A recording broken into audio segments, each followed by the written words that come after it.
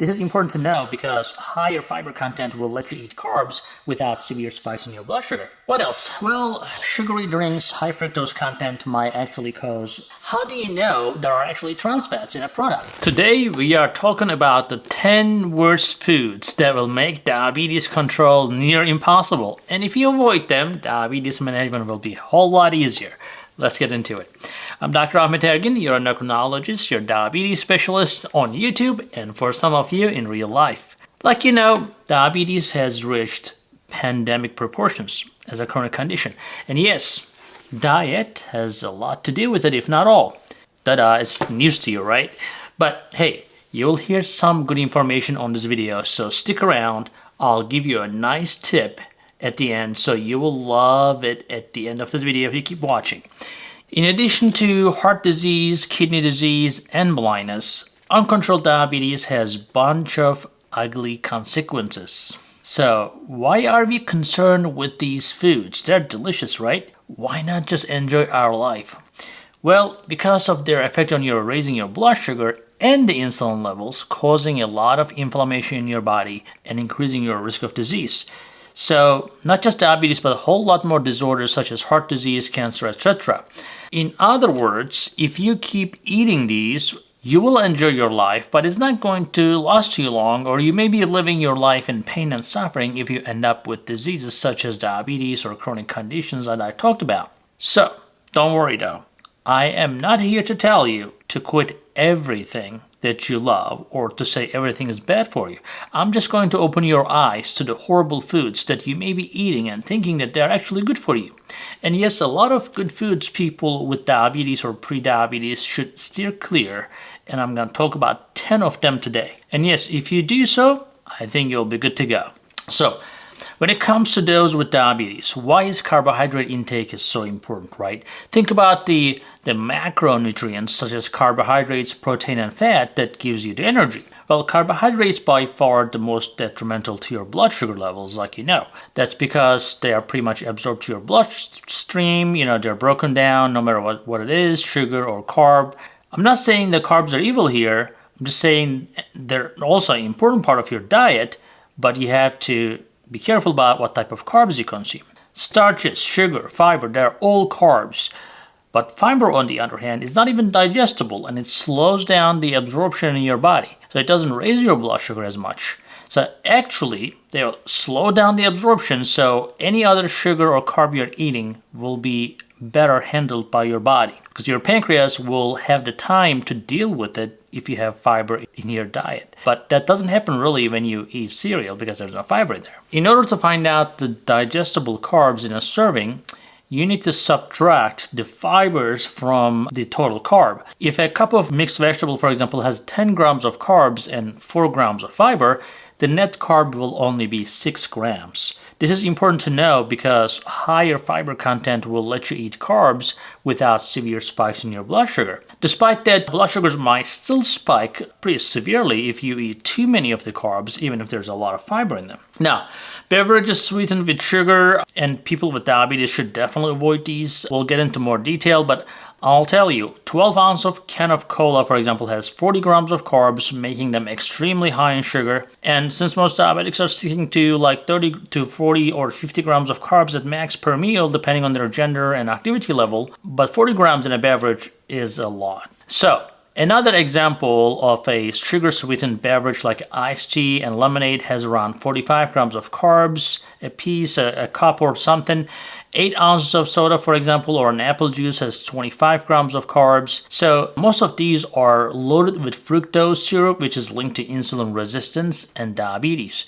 The studies actually suggest that people who consume these sugary beverages, their risk of diabetes increases, but also their fatty liver disease risk increases. On the other hand, drinking water with a wedge of lemon, which has only 1 gram of carb, is practically calorie-free and is a far better, superior option. What else? Well, sugary drinks, high fructose content might actually cause belly fat that you don't want to have. They raise your cholesterol, they raise your triglyceride levels. All of these can be super dangerous. A diet including, for example, 25% of calories from high fructose beverages increases your insulin resistance and belly fat increase, and metabolic rate will go down, and eventually you will develop obesity and diabetes. So it's best to avoid the sugary drinks altogether in order to keep your blood sugar levels under control and lower the risk of pretty much any disease that you can think of. Number 2 in the list is trans fats. So trans fats are pretty much made synthetically and super harmful. They're made by stabilizing the unsaturated fatty acids with hydrogen, like margarine, peanut butter spreads, creamers, frozen dinners, all includes trans fats. And the manufacturers of baked goods, such as like the crackers or muffins makers, they typically add preservatives to help increase the shelf life of their product. And in spite of the fact that the trans fats don't directly increase your blood sugar levels, they have been associated with increased inflammation, insulin resistance, and belly fat, as well as lower HDL cholesterol levels and cardiovascular risk increase, and of course, diabetes. So how do you know there are actually trans fats in a product? Well, if a product label says partially hydrogenated in the ingredient list, you should avoid that. Number 3, white pasta, white rice, and white bread. So all those whites, processed foods, they are high in glycemic index. So people with type 1 and type 2 diabetes, if their blood sugars are already high, they should definitely avoid eating bread, bagels, and all the refined flour products. This isn't limited to refined white flour-based items.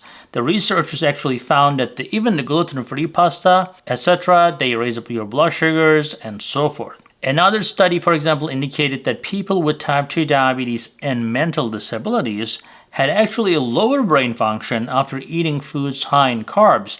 So if you're not feeling so sharp today after eating your beloved white bread, now you know why. When someone is not so sharp, they actually call them breadhead, literally, in my country, in Turkey, where I used to live.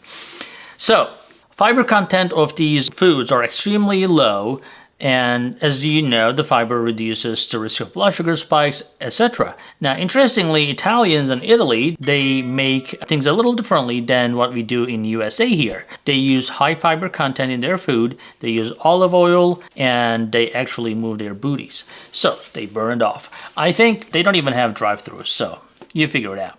As you must know by now, the swapping out low fiber foods with the high fiber ones will lower your blood sugars for sure. Diabetics will also see a drop in their cholesterol as the fiber binds the cholesterol, and as a result, the insulin resistance goes down. What else does high fiber content do? Well, it improves your gut flora, which is extremely important for your overall health. The next one that is bad for you is yogurt with fruit flavors.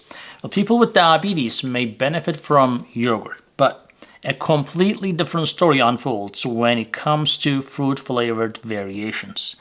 In general, flavored yogurts are manufactured with non-fat or low-fat milk and contain significant amount of carbs and sugar. Approximately like 60% of calories in 1 cup of a serving of a fruit-flavored yogurt come from sugar. Isn't that crazy? I'd rather stick with my high-fat plain creamy Greek yogurt, and guess what? Fage is my favorite brand. It's super creamy. Here's another thing. Frozen yogurt is viewed as a healthier alternative to ice cream by many people. However, it is possible that it contains as much sugar as ice cream, if not more. So don't get deceived there. I would say choose plain whole milk yogurt instead of high sugar flavored yogurts that can spike your blood sugar and insulin and can harm everything that you're dealing with, your cholesterol, diabetes, and even your guts. So plain whole milk contains a lot less sugar, although it has some natural carbs, but it's a lot better than the flavored ones. The next one in the list, which is the 5th one, is breakfast cereals with added sugar. So if you have diabetes, starting your day with cereal is one of the worst things you can do. No matter how good for you they claim to be, most cereals are loaded with sugar and carbs. They also supply very little protein, which is a nutrient can help you feel full and satisfied for a long time, and help maintain the stable blood sugar levels throughout the day. For diabetics, even healthy breakfast cereals are not the best option, so stay clear of that. For example, granola has 44 grams of carbs in a half cup of serving, and also each serving contains no more than 7 grams of protein. So most cereals should be avoided in favor of protein-based low-carb breakfast to help manage the blood sugar and curb your appetite. So we have a best breakfast video, so I would say watch that one after this one. Number 6, coffee drinks with flavorings.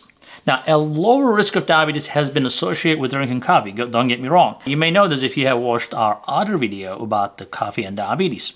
But fancy coffee drinks, on the other hand, like the ones you get in the almighty Starbucks store, should be seen as a liquid dessert rather than a nutritious drink. The brain does not handle liquid also as well as solid foods.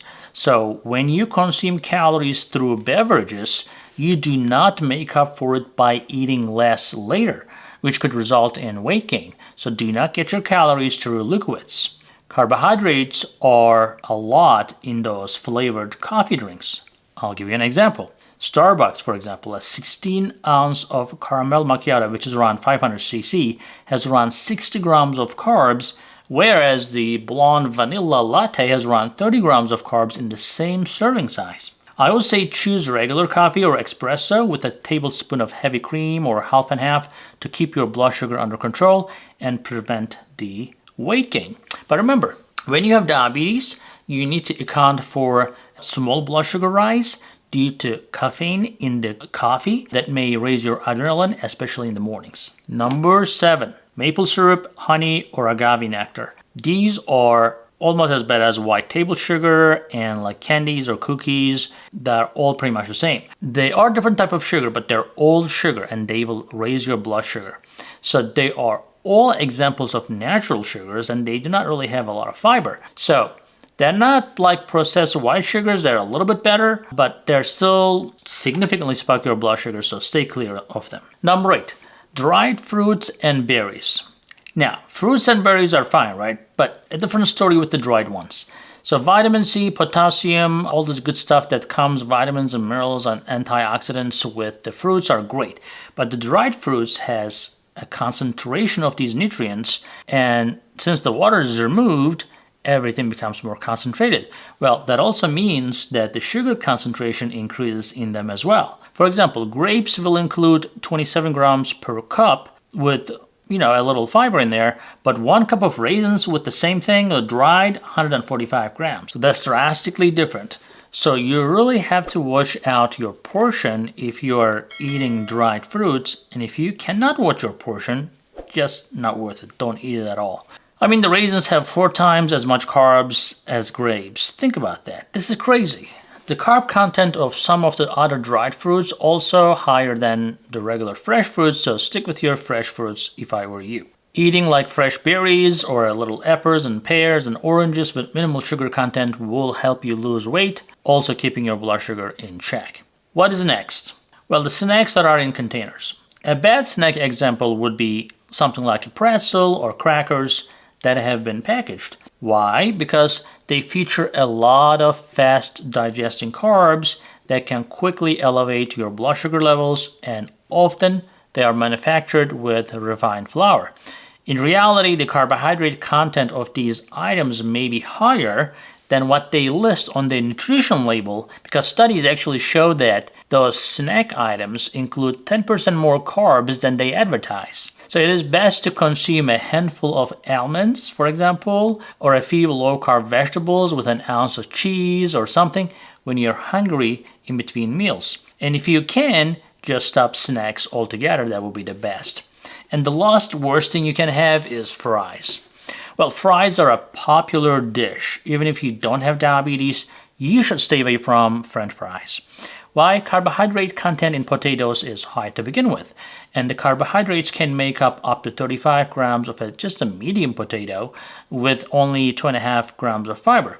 So after everything is said and done though, fries may do way more harm than just you're raising your blood sugar.